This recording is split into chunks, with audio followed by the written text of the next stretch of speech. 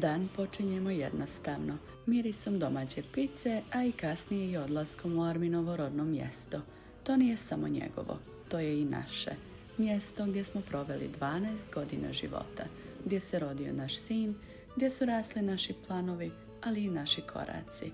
Tamo je i naš vrt, mjesto koje se uvijek osjeća kao produžetak duše i svekar koji nas dočeka sa istom toplinom svaki put.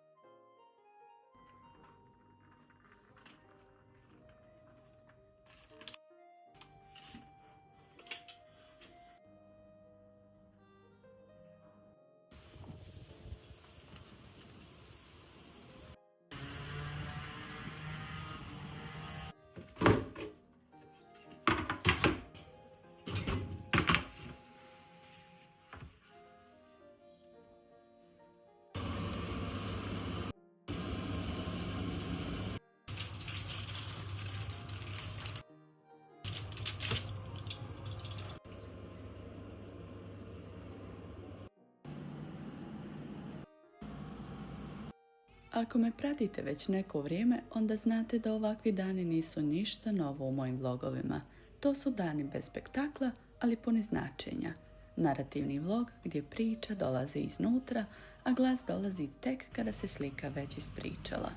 U zadnje vrijeme tu su i naši razgovori, tihi, smiješni, ozbiljni, kako kad, ali uvijek iskreni. Jest rodila jako Maša. Dvije džanarke. Gdje?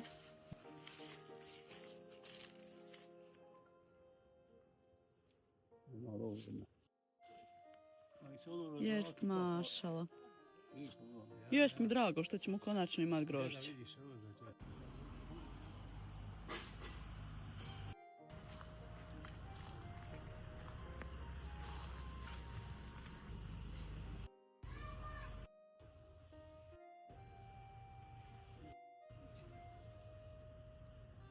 O, Sajo, jest ti dobra buranija. Mašala. Jest Mašala, baš. Ima, evo, vidi. Ja. Gleda ovo. A gledaj cvata Mašala koji. Zaljevaš, jele, Sajo?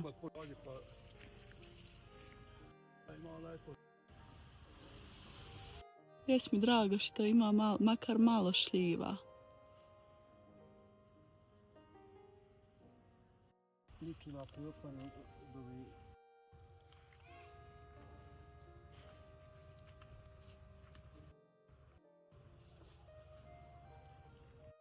Iđi na kraju mogu ima i cvata najbolje. Da zabilježim, jel? Jest mi drago. Ja što će biti rodna. Hoće, Maša. Jesi ti Miki ovo od onog hajre kupio?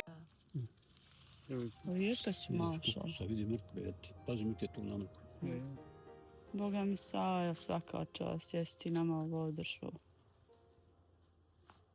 Ekstra, Maša. Jest lijepa, Maša, pravo. Ja vidim, Maša, jesu lijepi. Ispadoše mu baš fine ovi.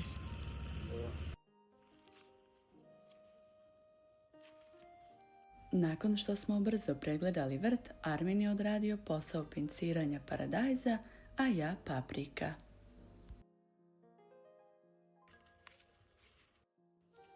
Luk još malo i može se počupati. Koliki su proces da nisu. Evo babu ga sve izuhreći. Eto, izgleda da ćemo imati kupusa.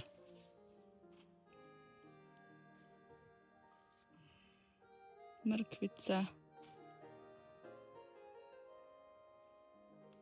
Ovamo od konera seme paprike, jel ti posadi? Kakve su to tamo?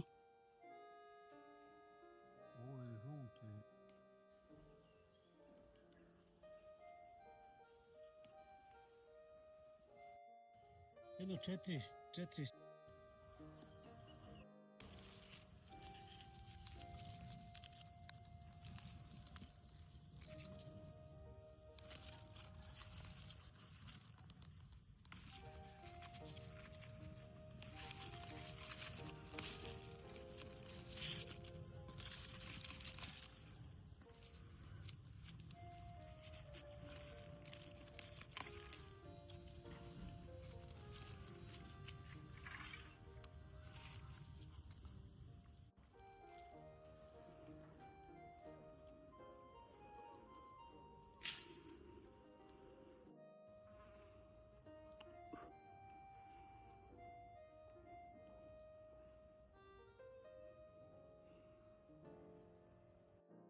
sve od...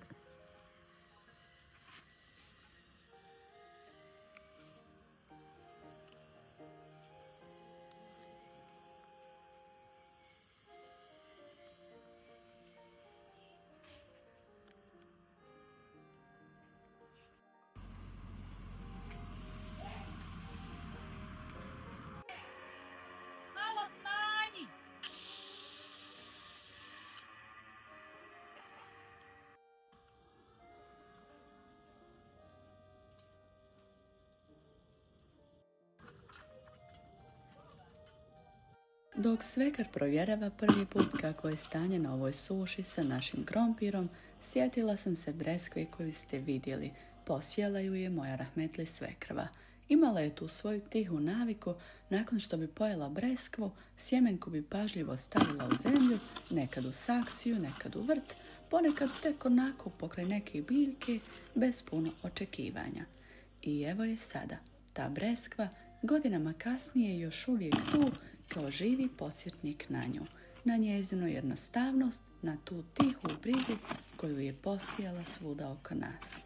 Svaki put kad prolazimo pored nje, kao da nas nježno pozdravi svojom uspomenom, bez riječi, ali sa prisustvom koje se ne zaboravlja.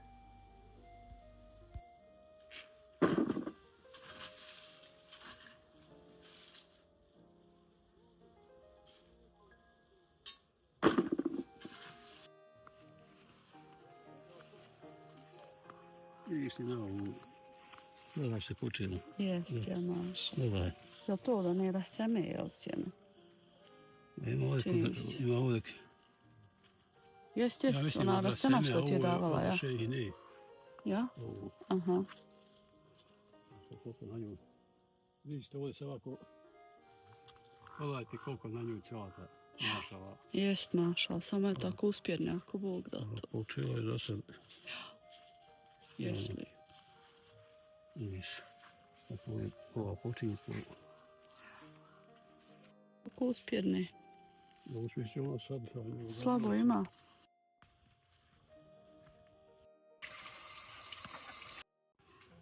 Jest postano. Elhamdulillah.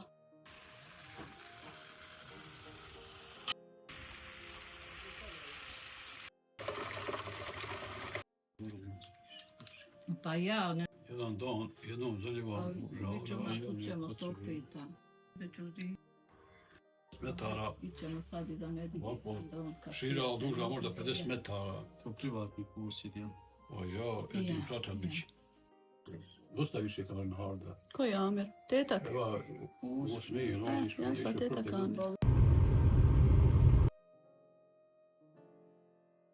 Sljedećih par dana proveli smo odmarajući uz rijeku Krivaju. Ponekad sami u tišini koju rijetko nalazimo, a ponekad u društvu nama dragih ljudi.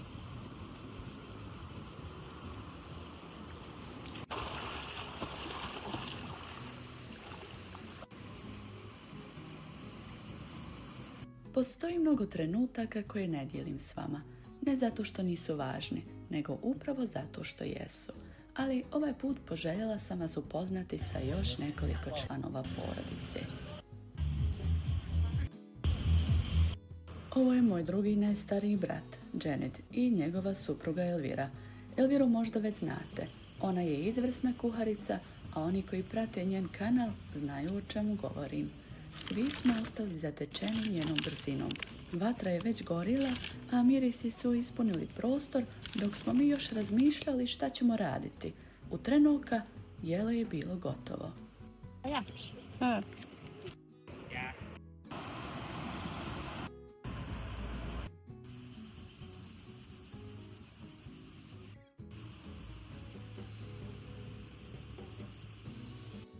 Znam da će se mnogi od vas sada opet pitati koliko nas je zapravo u porodici, pa ima nas ukupno 6. 2 najstarija brata, Jimmy i Janet, su sinovi mog oca. Bili su mali kada je moja mama došla u njihov dom i odhranila ih kao svoju djecu. Imali su tek oko 5 i 7 godina. No. Ti gladna? Pa nosi s nama završeno snimanje. Onda sam došla ja, pa moja sestra Dženana i nekoliko godina kasnije blizanci Džedmin i Džermina. I da, dobro ste primijetili, svi imamo isto početno slovo u imenu. Naš otac se, čini se, malo poigrao imenima, ali nekako to nas još više povezuje.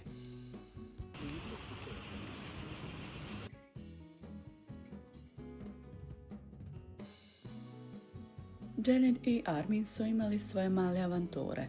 Najviše smo se smijali kada je Armin odlučio zakopati Janeta u pijesak. On se nije bunio, a mi smo uživali u tom prizoru, smijehu i jednostavnosti trenutka.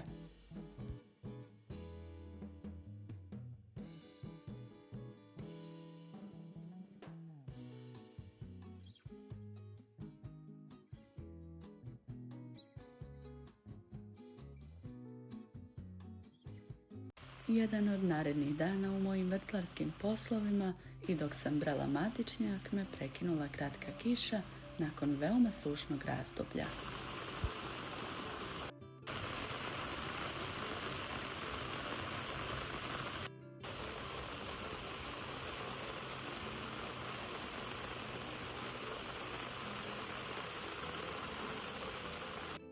Jedan od narednih dana bio je poseban dan, Benjaminov rođendan.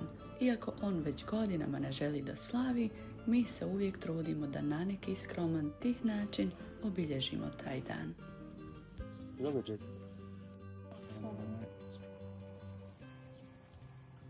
Jesi dobrava limonada. Prvo nas je kratko posjetio svekar, a ubrzo nakon toga došle su i moja mama i Džermina i taman kada smo mislili da je to, pojavili su se Dženana i Denis s tetkinom djevojčicom u naručju.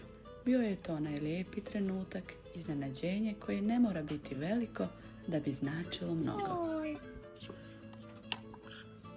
Ovo se meni mislim. Krastavac tam jedan, jel da? Dva. Sad ću nam donijeti samo krasta. Naši!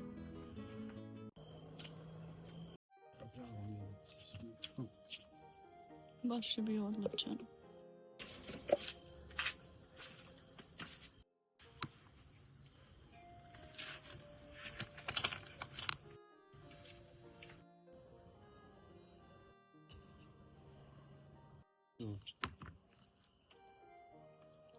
Nakon što su svi otišli, Armin je zabilježio nekoliko kadrova, dok sam ja u tišini obavljala sitne poslove u vrtu. To su oni trenuci kada misli lutaju, a tijelo radi ono poznato, rutinsko. Tišina prirode, blizina zemlje, sve dođe na svoje mjesto.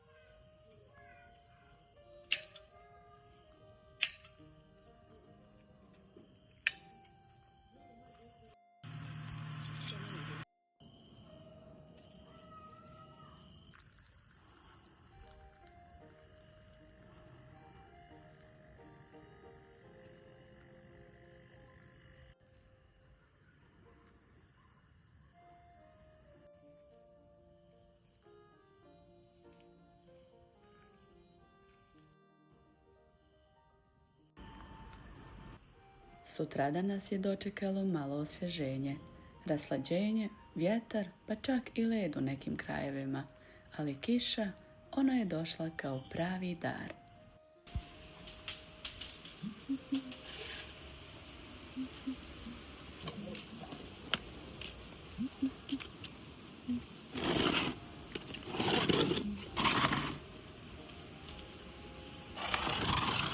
Samo je bitno da ne upati dobro.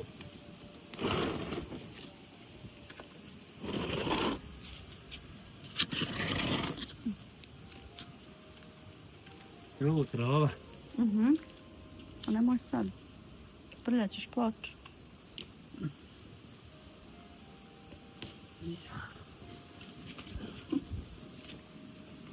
Unesi u kuhu.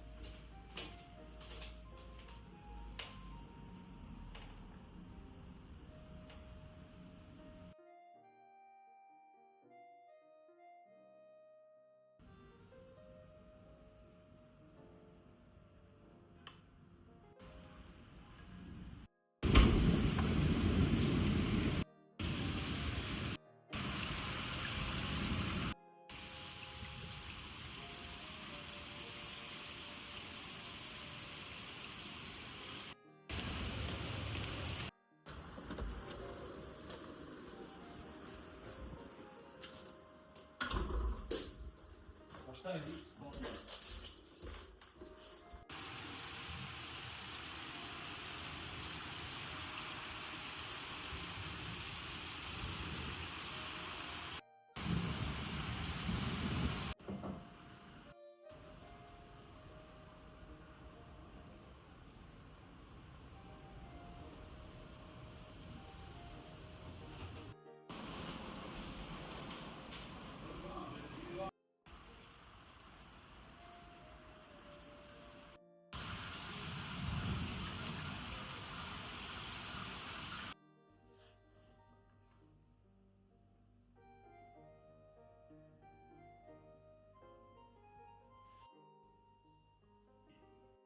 Zemlja je upijala svaku kap, biljke su se razveselile, a i mi sa njima.